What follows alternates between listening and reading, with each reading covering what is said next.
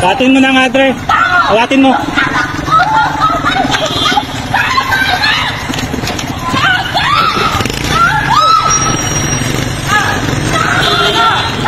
Ito yan sa ano.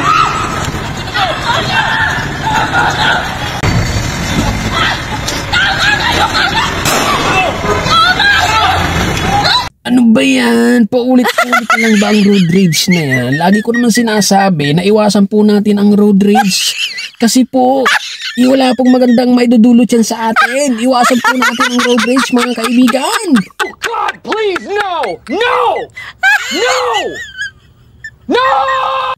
Ito na naman tayo, mga kaibigan. Napakadami talagang kaso na road rage dito sa atin. Halos sunod-sunod.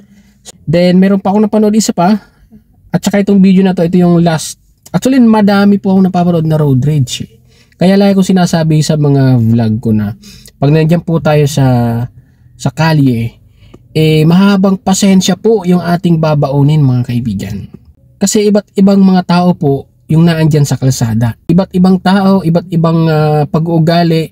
Napakaraming mga road users po dyan sa kalsada na hindi po natin kilala. Hindi po natin kilala ang bawat isa sa atin. Kaya ang masasabi ko lang, ang lagi kong ina-advise ay magbaon po tayo ng mahabang pasensya. Kailangan maging kalmado tayo, mapagpasensya, mapagbigay, yan, mabait, yan, at marunong tayong rumispeto sa kapwa natin motorista. Para hindi po tayo ma-involve sa road rage. Alam niyo po, mga kaibigan, wala pong magandang maidudulot ang road rage sa atin.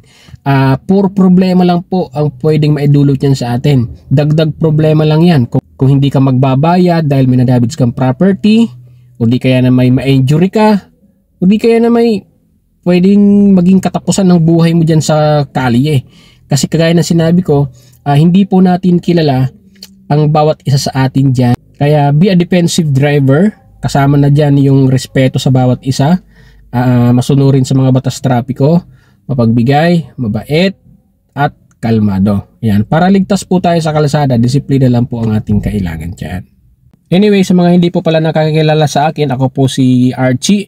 Isa po akong driving instructor at nagpo-promote din tayo ng road safety and defensive driving. So anyway, i-comment nyo po dyan sa comment section kung ano po yung magiging opinion nyo or idadagdag nyo or magiging advice nyo sa mga drivers or sa mga sa mga new drivers, sa mga beginners, para bago sila sumabak dyan sa kalsada ay meron po silang idea para hindi po sila ma-involve sa road rage at makaiwas sila sa mga ganung awayan sa kalsada.